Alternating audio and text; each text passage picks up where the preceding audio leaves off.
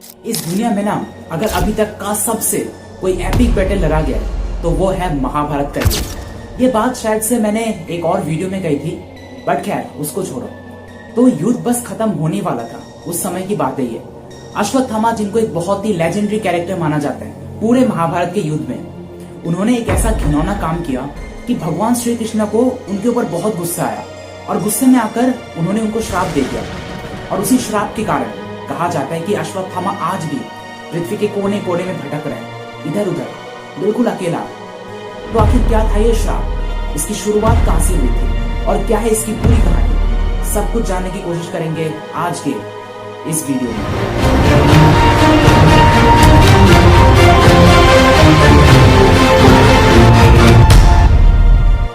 तो जिसने भी महाभारत देखा होगा उसको ये पता होगा कि अश्वत्थामा एक बहुत ही लेजेंडरी योद्धा थे।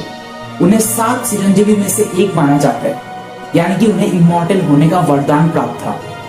उनके पिताजी गुरु द्रोणाचार्य पांडव और कौरव के टीचर थे। उन लोगों को अस्त्र शस्त्र से लेकर शिक्षा देते थे। तो जब वो लोग ट्रेनिंग करते थे तो उनके बेटे अश्वत्थामा भी उनके साथ ट्रेनिंग किया करते थे। और बचपन में ही उनकी बहुत अच्छी दोस्ती हो गई जो कौरव के सबसे ज्येष्ठ पुत्र थे दुर्योधन के साथ। तो बाप बेटे दोनों बहुत ही ज्यादा लॉयल बन गए हस्तिनापुर को लेकर। और यही वजह थी कि वो लोग कौरव के पक्ष में थे उस महाभारत के युद्ध में, ये जानते हुए भी कि पांडव हमेशा से ही सही थे, वो लोग धर्म के पक्ष में थे। लेकिन उन लोगों ने फिर भी गलत का साथ दिया। तो युद्ध शुरू हो चुका था और युद्ध का 10वां दिन था। पितामह भीष्म कौरव सेना के कमांडर थे, बहुत ही जोरों शोरों से वो लड़ाई लड़ रहे थे। भगवान श्री कृष्ण इस बात को जानते थे कि पितामह भीष्म को अपने अस्त्र शस्त्र के साथ पराजय करना पॉसिबल है। तो इसीलिए उन्होंने एक प्लान बनाया और बाद में उसी प्लान के अकॉर्डिंग कुछ ऐसा हुआ कि पितामह भीष्म ने खुद ही अपने सभी शस्त्र को त्याग दिए और उसी मौके का फायदा उठा के अर्जुन ने उनके ऊपर तीर चला दिया। उनका पूरा शरीर तीरों से छलनी छलनी हो गया, लेकिन उनकी वहीं पर मौत नहीं हुई क्योंकि उन्हें इच्छा मृत्यु का वरदान प्राप्त था। तो वो युद्ध के अंत तक जीवित रहे थे। पितामह भीष्म के बाद कौरव सेना के नए कमांडर बने गुरु द्रोणाचार्य। और गुरु द्रोणाचार्य भी एक बहुत ही पावरफुल योद्धा थे, तो वो भी बहुत ही जोरों शोरों से लड़ाई लड़ रहे थे। भगवान श्री कृष्ण इस बात ही जानते थे कि गुरु द्रोणाचार्य को अपने अस्त्रों के साथ परास्त करना इम्पॉसिबल है। तो उन्होंने सभी पांडव को बुलाया और समझाया कि अगर हम लोग कुछ ऐसा कर पाए कि गुरु द्रोणाचार्य को ये बात पता चल जाए कि उनकी पुत्र अश्वत्थामा की मौत हो चुकी है युद्ध के दौरान, तो वो गम में आकर खुद ही अपने सभी शस्त्र को त्याग देंगे और उसी वक्त उनका वध किया जा सकता है। तो प्लान बनाया उन लोगों ने और प्लान के अकॉर्डिंग भीम ने एक हाथी का वध कर दिया। उस हाथी का नाम था अश्वत्थामा। और ये खबर जो पांडव के ज्येष्ठ पुत्र थे युधिष्ठिर, वो जाकर गुरु द्रोणाचार्य के सामने दिए। उन्होंने एग्जैक्टली ये वर्ड्स बोले, अश्वत्थामा हथ नरोवा कुंजरोवा। जो पहले 2 वर्ड्स थे अश्वत्थामा हथ, उसका मतलब है कि अश्वत्थामा की मृत्यु हो चुकी है। लेकिन लास्ट के जो वर्ड्स है नरोवा कुंजरोवा, उसका मतलब है कि मैं श्योर नहीं हूँ वो एक हाथी का नाम है या फिर एक इंसान का नाम है।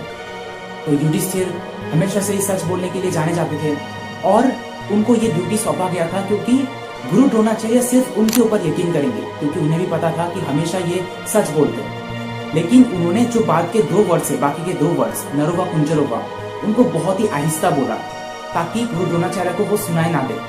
और गुरु द्रोणाचार्य ने सिर्फ ये 2 वर्ड सुने कि अश्वत्थामा हथा, तो उनको लगा सच में कि अश्वत्थामा उनके बेटे की मृत्यु हो चुकी है युद्ध के दौरान। तो वो गम में डूब गए और उसी गम में उन्होंने अपने सभी शस्त्र को त्याग दिया। और उसी मौके का फायदा उठा के जो पांडव के कमांडर थे धृष्टद्युम्न, उन्होंने उनका सर धड़ से अलग कर दिया और उसी वक्त उनकी वहीं पर मौत हो गई। जब उनके बेटे अश्वत्थामा को ये बात पता चली तो वो गम में पूरी तरह से डूब गए।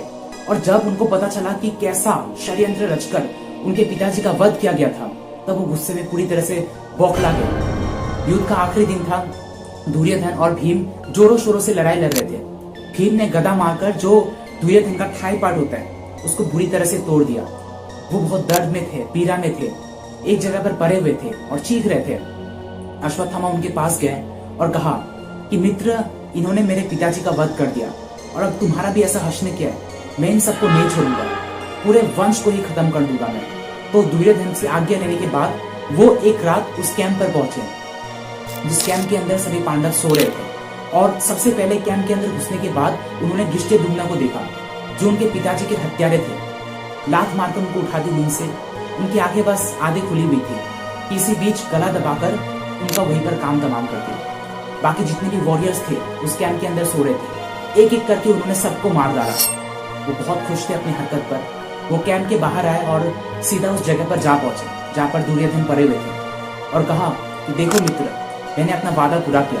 मैंने पांडव को हमेशा हमेशा के लिए खत्म कर दिया। तो दुर्योधन उसकी बातों पर यकीन नहीं कर रहे थे। उसने बोला कि पहले मुझे सबूत दिखाओ। उसने कहा कि भीम का सर मेरे हाथ पर लाके दो, तभी मैं यकीन करूंगा। उसने कहा ठीक है। तब उसने भीम का सर लाके दिया, लेकिन जब दुर्योधन ने सर को देखा तब पता चला कि वो भीम का सर है ही नहीं, वो भीम के बेटे का सर था। मतलब उसने गलती से पांडव को नहीं बल्कि उनके 5 पुत्रों का वध कर दिया। दुर्योधन बहुत ज्यादा गुस्से में थे और उनको बहुत ज्यादा दर्द भी हो रहा था। वो पीड़ा में थे, तो इसी दर्द के कारण वो इस दुनिया को छोड़ दिए, चल बस इस दुनिया से। इसके बाद जब ये घटना हुई थी उस रात को पांडव वहां पर नहीं थे। पांडव और भगवान श्री कृष्ण कहीं और गए हुए थे। जब अगली सुबह वो लोग कैंप के अंदर लौटे तब देखा कि उनके सभी पुत्र बहुत ही बुरी हालत में पड़े हुए थे। वो हालत देखकर वो लोग गम में डूब गए। भीम को बहुत गुस्सा आया। वो किसी तरह से अश्वत्थामा को ढूंढकर उनका वध कर देना चाहते थे। तो सभी पांडव उनको ढूंढने लगे। तो ढूंढते ढूंढते वो लोग वेद व्यास के घर जा पहुंचे और वहां जाकर पता चला कि अश्वत्थामा वहां पर छुपा हुआ है। तो दोनों एक दूसरे के आमने सामने थे। अश्वत्थामा पर वैसे भी रिवेंज का खून सवार था, तो उसने अपना ब्रह्मास्त्र बुलाया ताकि पांडव को ऑन द स्पॉट मार सके। अर्जुन जो भगवान श्री कृष्ण थे उन्होंने अर्जुन को कहा कि पार्थ तुम भी अपना ब्रह्मास्त्र बुलाओ ताकि इस वेपन को टैकल किया जा सके। दोनों ने अपने अपने ब्रह्मास्त्र निकाल लिए। वेद व्यास जानते थे कि अगर दोनों वेपन्स एक दूसरे से टकराए तो ये पूरा यूनिवर्स खत्म हो सकता है। तो इसीलिए वो बीच में आ गए और दोनों को रुका लिया। कहा कि तुम दोनों अपना अपना अस्त्र वापस बुलाओ। अर्जुन ये जानते थे कि ब्रह्मास्त्र को कैसे वापस बुलाया जाता है और उन्होंने वैसा ही किया। लेकिन अश्वत्थामा को ये ज्ञान प्राप्त नहीं थी। उन्हें नहीं पता था कि ब्रह्मास्त्र को कैसे वापस बुलाया जाता है। तो उन्होंने रिवेंज लेने के चक्कर में जो ब्रह्मास्त्र है उसको उत्तरा की कोफ की तरफ टारगेट करते हुए छोड़ दिया। अब ब्रह्मास्त्र इतना पावरफुल है कि अगर एक बार उसको छोड़ा जाए तो वो अपने टारगेट को मार कर ही दम लेगी। इस यूनिवर्स में किसी के पास भी इतना ताकत नहीं है ब्रह्मास्त्र को रोकने के लिए। और उत्तरा जो थी वो अर्जुन के बेटे अभिमन्यु की वाइफ थी। उनके पेट में पांडव का आखिरी वंशज पल रहा था, तो उसको मारने के चक्कर में अश्वत्थामा ने ऐसा किया। ब्रह्मास्त्र सीधा जाकर उत्तरा के कोफ को हिट किया। जो बच्चा पल रहा था उसकी वहीं पर मौत हो गई। सब देव देवता पूरा घबराए हुए थे, चिंता में थे। भगवान श्री कृष्ण खुद बहुत ज्यादा चिंता में थे। उन्होंने अपनी सभी पावर लगा दी, सारा प्रयास कर लिया और किसी तरह से जो बच्चा था उसको पुनर्जन्म करवाया और ऐसे उन्होंने पांडव के वंश को बचा लिया। अश्वत्थामा की ऐसी घिनौनी हरकत को देखने के बाद भगवान श्री कृष्ण को बहुत गुस्सा आया। वो अपने गुस्से पर कंट्रोल नहीं कर पाए और गुस्से में आकर उन्होंने उनके सर से मणि को छीन लिया और कहा कि ये मणि छीनने के बाद तुम्हें जो दर्द होगा कभी ठीक नहीं होगा। इस दर्द के कारण तुम्हें कभी भी नींद नहीं आएगी। लोगों से भीख मांगोगे, मदद मांगोगे, कोई तुम्हें दया नहीं दिखाएगी। समय के अंत तक तुम्हें पृथ्वी के कोने कोने में भटकते रहना होगा। और इसी भयानक श्राप के बाद आखिरकार फाइनली महाभारत का युद्ध खत्म हो गया। और इसी श्राप के कारण कहा जाता है कि आज भी अश्वत्थामा इस धरती के कोने कोने में अकेला भटक रहा है। अब ये कहानी किस हद तक सच है यह मैं क्या इस दुनिया में कोई भी नहीं बता सकता, लेकिन रिसर्च करते वक्त मुझे कुछ आर्टिकल्स में ऐसी स्टोरीज मिली जिसे सुनने के बाद मेरे भी रोंगटे खड़े हो गए। और उन्हीं स्टोरीज को मैं आपके साथ अभी शेयर करने वाला हूँ। मध्य प्रदेश में एक डॉक्टर है। वो एक डॉक्टर था, उसका खुद का चेम्बर था, तो रोजाना पेशेंट्स आया जाया करते थे उसके चेम्बर में ट्रीटमेंट कराने के लिए। तो एक दिन ऐसा ही एक पेशेंट आया, उसके सर पर एक बहुत ही गहरा घाव था। तो उसने सभी तरह के ट्रीटमेंट ट्राई कर लिए, स्टिचेस किए डॉक्टर ने, लेकिन वो घाव भर ही नहीं रहा था। डॉक्टर ने मस्ती मजाक में पूछा कि क्या तुम अश्वत्थामा हो जो तुम्हारे घाव भर ही नहीं रहे। और ये बोलते हुए जब वो पीछे टर्न किया अपना इक्विपमेंट उठाने के लिए, और उठाते वक्त जब उसने पीछे दोबारा मुड़ के देखा उस पेशेंट की तरफ, वो पेशेंट गायब था वहां से। मतलब वो कहीं पे गायब हो गया अचानक। जब बाकी स्टाफ मेंबर से पूछा गया क्या क्या तुम लोगों ने ऐसे पेशेंट को देखा जो अभी भी मेरे चेंबर से बाहर गए, तब सबने बोला नहीं, हमने तो ऐसा कोई पेशेंट को नहीं देखा। तो आपको क्या लगता है क्या वो अश्वत्थामा हो सकता है? क्योंकि अश्वत्थामा के नाम लेते समय ही वो वहां से गायब हो गया और किसी को भी दिखाई नहीं दिया उस दिन से। कैसे पॉसिबल हो सकता है? मतलब बहुत ही स्ट्रेंज कहानी है। इसके बाद 1192 में जब पृथ्वीराज चौहान ने मोहम्मद गौरी को बैटल में हराया था, तब वो जंगल चले गए और जंगल में उन्हें एक बुरा आदमी दिखाई दिया। बुरे आदमी के सर पर एक बहुत ही गहरा घाव था। वो खुद ही इतने बड़े फिजिशियन थे, तो उन्होंने सोचा कि घाव को ठीक कर देते हैं। उन्होंने सभी तरह के ट्रीटमेंट ट्राई कर लिए, सब कुछ किया, लेकिन वो घाव भर ही नहीं रहा था। तब पृथ्वीराज चौहान को लगा कि शायद हो ना हो ये अश्वत्थामा ही हो सकता है। और ये कहानी मैं अपने मन से नहीं बना रहा, इसका जिक्र किया गया एक बुक में, 12th सेंचुरी में लिखा गया था एक बुक जिसका नाम है पृथ्वीराज रासो, उसमें इस स्टोरी के बारे में लिखा हुआ है। एक और कहानी है जिसमें यह बताया जाता है कि एक फाइटर पायलट था, वो इंडियन एयरफोर्स में पहले काम करता था, और उसका ये कहना है कि हिमालय का जो फुट हिल्स है, यानी कि नीचे का हिस्सा, वहां पे कुछ आदिवासी लोग रहते हैं, और उन्हीं आदिवासी लोगों के बीच अश्वत्थामा आज भी रहता है। और वहां पर एक बहुत ही पुराना शिव मंदिर है। उस शिव मंदिर में सबसे पहले वो जाकर भगवान शिव का पूजा करता है, उनके सामने फूल चढ़ाते हैं।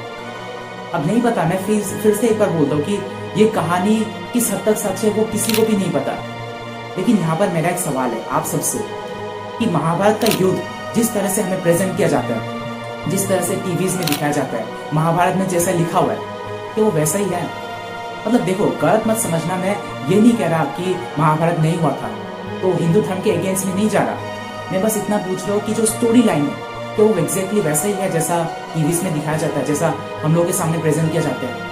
तो हो सकता है ना कि ये किसी का क्रिएटिविटी हो, चीजों को थोड़ा ज्यादा बढ़ा चढ़ा के दिखाया गया हो, क्योंकि स्टोरीज में हमें ट्विस्ट पसंद होते हैं, तो इसमें भी ट्विस्ट लाया गया हो। मतलब बैटल हुआ था, ऑब्वियसली हुआ था, लेकिन शायद से वैसा नहीं जिस तरह से हम लोग के सामने प्रेजेंट किया जाता है। तो अगर बैटल हुआ था तो अश्वत्थामा का श्राप भी सच है, लेकिन उस तरह से नहीं जिस तरह से हम लोग सोच रहे हैं, जैसे कि आर्टिकल्स में बताया जा रहा है, वीडियोस में बताया जा रहा है, शायद से वैसा ना हो। बाकी ये तो था मेरा पॉइंट ऑफ व्यू। तुम लोग को क्या लगता है नीचे कमेंट में खुद का ओपिनियन दे सकते हो, मुझे बहुत खुशी होगी हर एक कमेंट को पर्सनली रीड करने में। तो इस वीडियो में इतना ही। अगर वीडियो पसंद आया एक थम्स अप दे सकते हो, और ऐसे वीडियोस के लिए इस चैनल को सब्सक्राइब करके रख सकते हो। बहुत बहुत शुक्रिया।